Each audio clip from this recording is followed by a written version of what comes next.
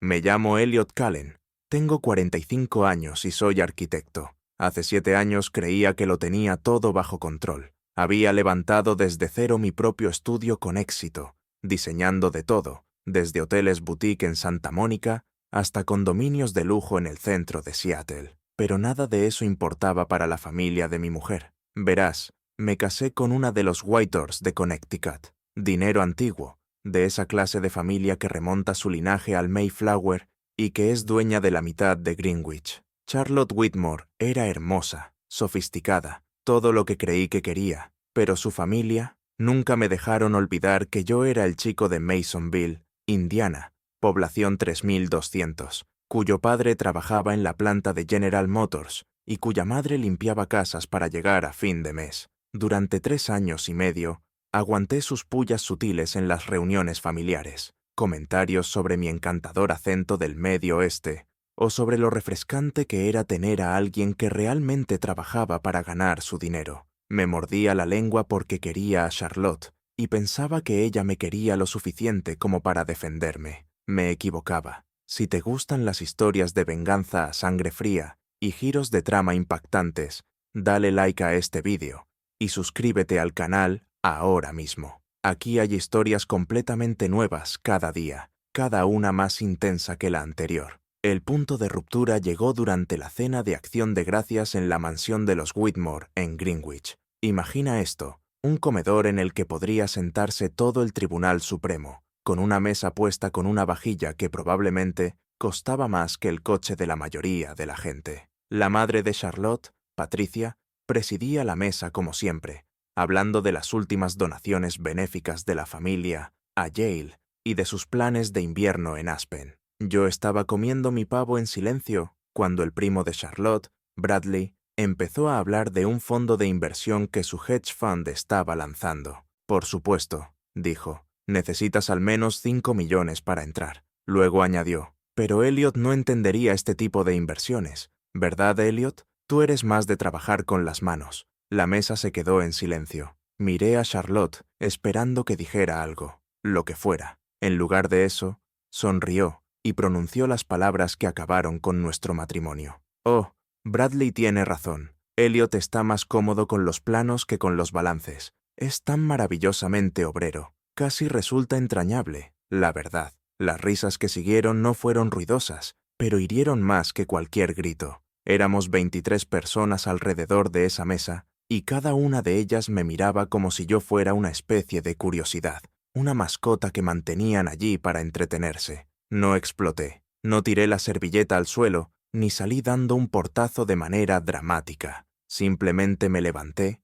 fui al armario de los abrigos, me puse la chaqueta y me marché. Charlotte me llamó, pero no me di la vuelta. Conduje mi Honda Civic. Sí, también se burlaban de eso, directamente a casa. Hice la maleta y el lunes por la mañana estaba en un avión rumbo a Portland, Oregón. Nunca volví. Portland se convirtió en mi refugio. Alquilé un pequeño apartamento en el Pearl District y me volqué en el trabajo como nunca antes. El noroeste del Pacífico estaba en pleno auge y la arquitectura sostenible era el futuro. Mientras los Whitors se entretenían jugando al golf en sus clubes de campo, yo diseñaba edificios de oficinas con certificación medioambiental, LED y complejos residenciales ecológicos que ganaban premios a nivel nacional. En 2 años, mi estudio, Cullen Design Group, pasó de ser solo yo trabajando en un espacio de coworking de WeWork a un equipo de 15 arquitectos y diseñadores. Nos sacaron 2 veces en Architectural Digest y me invitaron a hablar en la Convención Nacional del American Institute of Architects en Chicago. Las mismas manos que Charlotte llamaba de obrero estaban creando edificios que cambiaban los horizontes urbanos de toda la costa oeste. Nunca llamé a Charlotte, nunca contesté a sus mensajes. Mi abogado se ocupó de los papeles del divorcio y yo los firmé sin pedir ni un solo dólar del dinero de su familia. No quería su herencia ni su casa de verano en los Hamptons. Quería construir algo que fuera completamente mío. En mi 5º año en Portland, Cullen Design Group tenía oficinas en Seattle, San Francisco y Denver. Facturábamos 8 millones al año y mi patrimonio personal superaba al de la mayoría de los niños de papá de aquel comedor de acción de gracias. Pero el éxito no tenía que ver con el dinero. Tenía que ver con demostrarme a mí mismo que no necesitaba su aprobación para valer algo.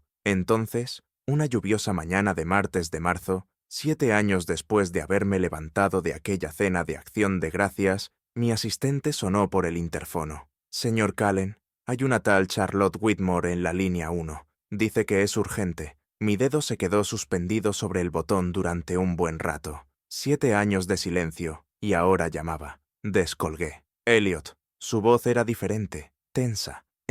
Necesito verte. Es sobre Connor. Connor era el hijo que había tenido con James Hartford, algún ejecutivo de Wall Street, con el que se casó 18 meses después de que se finalizara nuestro divorcio. Había visto el anuncio de la boda en las páginas sociales de The New York Times. No pude evitar mirarlo. «¿Qué pasa con él?», pregunté. «Está enfermo. Muy enfermo. Tiene leucemia linfoblástica aguda y...». La voz se le quebró. «Los médicos dicen que necesita un trasplante de médula ósea. Llevamos 6 meses buscando un donante a través del Programa Nacional de Donantes de Médula Ósea, pero no hay ningún compatible». Sentí lástima por el crío, pero no entendía por qué me llamaba a mí. «Charlotte, no estoy seguro de cómo puedo ayudar». «Puedes ayudar porque tú eres su padre». Las palabras me golpearon como un tren de mercancías. Casi se me cayó el teléfono. «¿Qué has dicho?» «Connor es tu hijo, Elliot.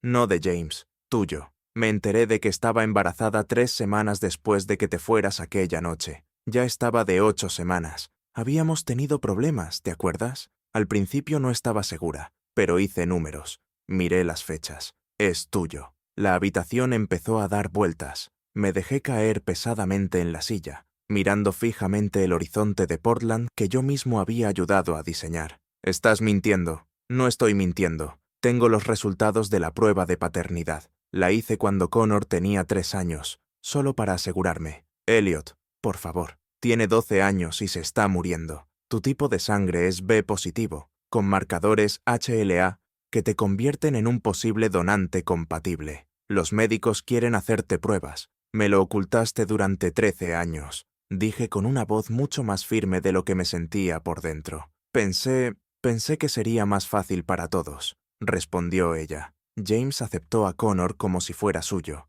y tú ya no estabas. Y mi familia, tu familia». Solté una carcajada amarga, sin rastro de humor. Claro, porque tener un padre de clase obrera no quedaría bien en las páginas sociales. Ahora lloraba. «Elliot, por favor, sé que te hice daño. Sé que lo que hice no tiene perdón. Pero Connor es inocente en todo esto. Es solo un niño que necesita que su padre le salve la vida». Colgué sin decir nada más. Pero aquella noche, tumbado en mi cama king size de mi ático en el centro, no conseguía dejar de pensar en ello. En algún lugar de Connecticut había un chico de 13 años, mi hijo, luchando por su vida. Un niño al que nunca había conocido, porque su madre decidió que yo no era lo bastante bueno para formar parte de su mundo. A la mañana siguiente llamé a mi abogado. David Chen, graduado en Derecho por Harvard, me había ayudado a navegar por las complejidades de construir una empresa valorada en millones. Cuando le conté la llamada de Charlotte, se reclinó en su silla de cuero y soltó un silbido bajo. «Elliot, esto lo cambia todo. Si Connor es tu hijo biológico, tienes derechos parentales que se han vulnerado durante 13 años. Podríamos reclamar daños, acuerdos de custodia». «No quiero su dinero, David, pero sí quiero otra cosa». 3 días después, estaba en un vuelo nocturno hacia Hartford, Connecticut. La ironía no se me escapaba. Viajaba en primera clase con American Airlines, vestido con un traje a medida de Tom Ford que costaba más que el alquiler mensual de mucha gente. El crío asustado de Masonville volvía convertido en alguien a quien los Whitmore ya no podían despreciar. Charlotte me esperaba en el hospital de Hartford. Parecía más mayor, desgastada por la preocupación y las noches sin dormir. Por un momento, casi sentí lástima por ella. Casi. «Gracias por venir», dijo en voz baja mientras caminábamos por los pasillos estériles hacia la unidad de oncología pediátrica. «No estoy aquí por ti, Charlotte. Estoy aquí por Connor». El chico dormía cuando entramos en su habitación. Era pequeño para tener 13 años, pálido por la quimioterapia, pero podía verme en sus rasgos. La expresión terca de la mandíbula era pura Cullen. También sus dedos largos, manos de arquitecto, decía siempre mi abuela. Los médicos quieren hacer pruebas preliminares hoy, explicó Charlotte. Si eres compatible, podrán programar el trasplante en menos de una semana. Asentí sin apartar la vista de mi hijo. Antes de aceptar nada, debemos hablar de condiciones. Sus cejas se alzaron de golpe. ¿Condiciones? Elliot, estamos hablando de la vida de tu hijo. Exacto. ¿Mi hijo? El hijo que me escondiste durante 12 años mientras jugabas a la familia perfecta con James Hartford. Me giré para mirarla de frente. Me someteré a las pruebas, y si soy compatible, donaré mi médula. Pero tengo condiciones. Nos trasladamos a la sala de consultas familiares, donde David nos esperaba con un maletín lleno de documentos. El abogado de Charlotte, un huésped de pelo plateado de un bufete de élite, se sentó enfrente, con cara de preferir estar en cualquier otro lugar. Primera condición, empecé. Reconocimiento pleno de paternidad y validez legal. Se modifica el certificado de nacimiento de Connor para que conste que soy su padre biológico. Nada de más mentiras ni encubrimientos. El abogado de Charlotte empezó a protestar, pero ella lo detuvo con un gesto. Aceptado. Segundo, quiero derechos de visita una vez que Connor se recupere. Fines de semana alternos, festivos alternos y 6 semanas en verano. No estoy pidiendo la custodia principal, por ahora, pero quiero formar parte de su vida a partir de ahora. Elliot, mi familia, tu familia me humilló y luego me robó 13 años con mi hijo. No tienen voto en esto. Mi voz seguía tranquila, pero con un filo de acero imposible de ignorar. Tercero, Connor decidirá si quiere conocer la verdad sobre nuestra relación. Si quiere conocerme como su padre, no interfieres. Si necesita tiempo, también lo respetamos. Él elige. El abogado tomaba notas frenéticamente. Charlotte solo me miraba. Cuarto, continué. Quiero un reconocimiento de lo ocurrido. Una declaración por escrito tuya y de tu familia, admitiendo que estuvo mal ocultarme a mi hijo y que entendéis por qué exijo estas protecciones legales ahora. Elliot, mi madre jamás. Entonces tenemos un problema. Me levanté. Esas son mis condiciones. Charlotte, me ocultaste a mi hijo durante 13 años. Ahora necesitas mi ayuda. Estoy dispuesto a salvar su vida, pero ya no bajo las condiciones de tu familia. La sala quedó en silencio, solo roto por el zumbido de las luces fluorescentes. El abogado de Charlotte le susurró algo con urgencia, pero ella no le prestaba atención. Me miraba como si me viera por primera vez. Has cambiado, dijo finalmente. No, esta persona siempre he sido yo. Simplemente nunca te molestaste en mirar más allá de los prejuicios de tu familia. Firmó los acuerdos esa misma tarde. Las pruebas médicas confirmaron lo que todos sospechábamos. Era una compatibilidad perfecta para la médula de Connor. El trasplante quedó programado para el jueves siguiente. Durante la semana de preparación, me alojé en el Marriott del centro de Hartford, revisando planos durante el día y visitando a Connor por las tardes. Era inteligente, curioso por todo. Cuando se enteró de que era arquitecto, los ojos se le iluminaron a pesar del cansancio. ¿De verdad diseñas rascacielos?, me preguntó en una de las visitas. Algunos. Sobre todo diseño edificios que ayudan a la gente y no dañan el medio ambiente. ¿Quieres ver algunas fotos? Le enseñé imágenes del Centro Comunitario Solar de Portland, del complejo de apartamentos en Seattle, que aprovechaba el agua de lluvia para el riego, del edificio de oficinas en Denver, que generaba más energía de la que consumía. Estudió cada imagen con la intensidad de alguien mucho mayor. Mamá nunca me ha contado mucho sobre mi padre de verdad, dijo en voz baja. Solo que vivía lejos y no podía venir a verme. Elegí bien las palabras. A veces los adultos toman decisiones que creen que son lo mejor en ese momento, y no siempre aciertan. El día antes del trasplante, Patricia Whitmore por fin apareció. La madre de Charlotte irrumpió en la habitación de Connor, como si el hospital fuera suyo, con un traje de Chanel y suficientes joyas como para financiar una pequeña ONG. Apenas me dirigió la palabra al principio, se centró por completo en Connor. ¿Cómo te encuentras, cariño? La abuela te ha traído unos libros de esa tiendecita tan mona de Greenwich. Luego se volvió hacia mí con la misma expresión que había tenido en aquella cena de Acción de Gracias 7 años antes. Supongo que esperará algún tipo de agradecimiento. No espero nada de usted, señora Whitmore, pero su hija ha firmado acuerdos legales que incluyen ciertos reconocimientos sobre cómo se ha manejado esta situación. Su rostro se puso lívido en cuanto entendió lo que aquello significaba. Los documentos legales dejaban claro que la familia Whitmore tenía responsabilidad en haber mantenido a Connor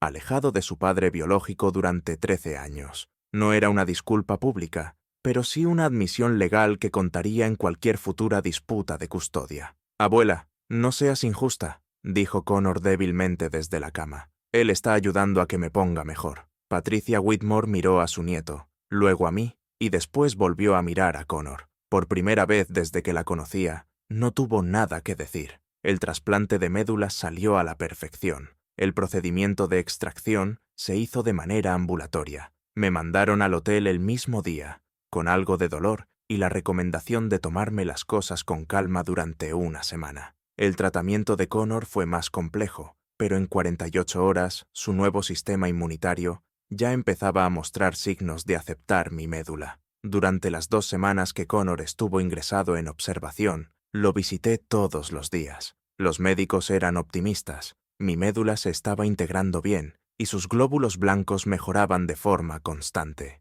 En esas largas horas de hospital, Connor y yo hablamos de todo. Me contó que le encantaban los sets de arquitectura de Lego, que le costaban las mates avanzadas y que quizá algún día le gustaría ser constructor, como yo. Yo le hablé de mi infancia en Indiana, de mi primera mesa de dibujo y de la satisfacción de ver cómo algo que has diseñado se eleva desde un solar vacío hasta el cielo. «¿Por qué no viniste a verme antes?», me preguntó una tarde, en su segunda semana de recuperación. Miré a Charlotte, que fingía leer una revista en la esquina. «Porque no sabía que existías, Connor. Tu madre pensó que era mejor que yo no supiera nada de ti». Él procesó la información con la seriedad de alguien mucho mayor que sus 13 años. «Eso parece injusto para los dos». «Sí», respondí. «Lo fue». 2 semanas después, dieron el alta a Connor con un informe impecable. El trasplante había funcionado a la perfección y su cáncer estaba en remisión completa. Cuando me preparaba para volver a Portland, Connor me sorprendió. «Papá», era la primera vez que me llamaba así. «¿Puedo ir a visitarte alguna vez? Mamá dice que vives cerca de las montañas». Charlotte se tensó, pero había firmado documentos legales. No podía negarse. «Me encantaría, Connor. Quizá este verano». 3 meses después, Connor pasó 6 semanas conmigo en Portland. Le enseñé la ciudad desde el mirador de uno de mis edificios. Lo llevé de excursión por la garganta del río Columbia y le enseñé a leer planos de arquitectura. Tenía un ojo natural para las proporciones y las relaciones espaciales. Una noche, mientras estábamos sentados en la terraza de mi ático viendo ponerse el sol sobre el monte Hood, Connor dijo algo que hizo que todo valiera la pena. «Antes me daba vergüenza ser diferente de la familia de mamá. No me gusta el golf, ni los clubes náuticos, ni esas fiestas tan finas. Pero ahora ya sé por qué. Soy más como tú». «¿Cómo que como yo?» «Me gusta construir cosas, crear cosas, hacer algo útil en vez de simplemente existir gracias al dinero que ganó otra persona». 1 año y medio más tarde, Charlotte me llamó para decirme que Connor había anunciado a sus compañeros del colegio privado que su padre de verdad era un arquitecto famoso. James Hartford, que había adoptado legalmente a Connor años antes, estaba, según contaba, furioso. La familia Whitmore estaba horrorizada con el nuevo orgullo de Connor por su herencia de clase trabajadora. «Se está volviendo imposible de manejar», se quejaba Charlotte en una de nuestras llamadas mensuales de coparentalidad. «Le dijo a mi madre que sus galas benéficas son solo postureo de ricos y que prefiere gastar su fondo fiduciario en proyectos de vivienda sostenible». Sonreí. «Suena a un chico listo. Esta es tu influencia, Elliot. Lo estás envenenando contra su familia». «No lo estoy envenenando contra nada, Charlotte. Solo le enseño que hay distintas formas de vivir, distintas cosas que valorar. Él decide qué tipo de persona quiere ser». 2 años después, Connor decidió pasar la Navidad conmigo en lugar de asistir a la tradicional reunión navideña de los Whitmore en Greenwich. Charlotte estaba destrozada, pero Connor se mantuvo firme. «Todavía hablan de ti como si fueras una especie de sirviente. Papá», me dijo mientras decorábamos mi árbol con adornos que él mismo había hecho en clase de carpintería. «El abuelo dijo que fuiste una etapa lamentable en la vida de mamá, pero tú me salvaste la vida. Eres exitoso, listo y buena persona, y ellos no soportan que alguien de quien se burlaron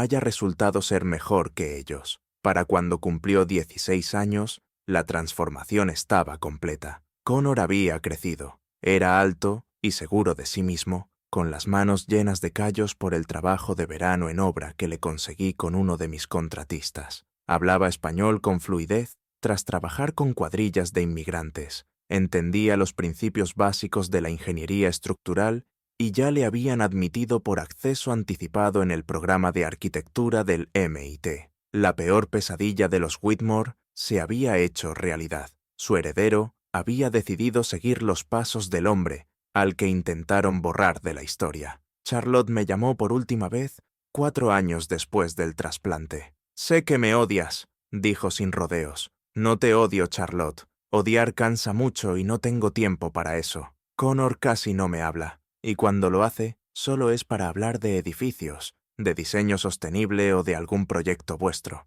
He perdido a mi hijo». «No», dije con suavidad. «Simplemente nunca llegaste a conocer quién era en realidad. Querías que fuera un Whitmore, pero siempre fue un Cullen. La única diferencia es que ahora él también lo sabe». Colgó sin despedirse. El mes pasado, Connor se graduó como el número 1 de su promoción. Su discurso fue sobre la importancia de construir cosas que importen, de crear en lugar de consumir y de elegir tu propia definición de éxito. La familia Whitmore se quedó sentada, rígida, mientras daba las gracias a su verdadero padre por enseñarle que el valor de una persona no se mide por lo que hereda, sino por lo que aporta. Esa noche, durante la cena en nuestro restaurante favorito de Portland, Connor alzó su vaso de sidra espumosa para brindar. «Por mi padre, que me demostró que la mejor venganza no es desquitarse», dijo, «sino convertirse en todo aquello que ellos juraron que nunca llegarías a ser».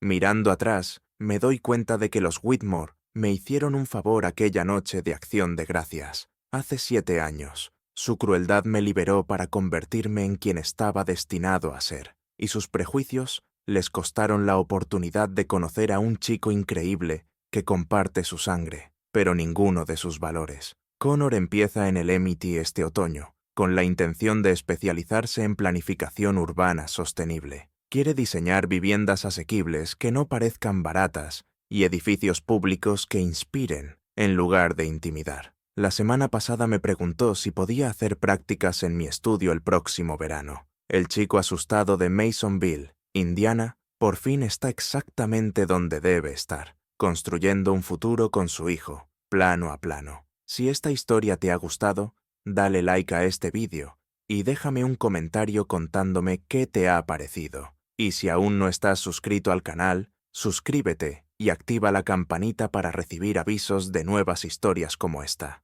Gracias por ver el video y hasta la próxima.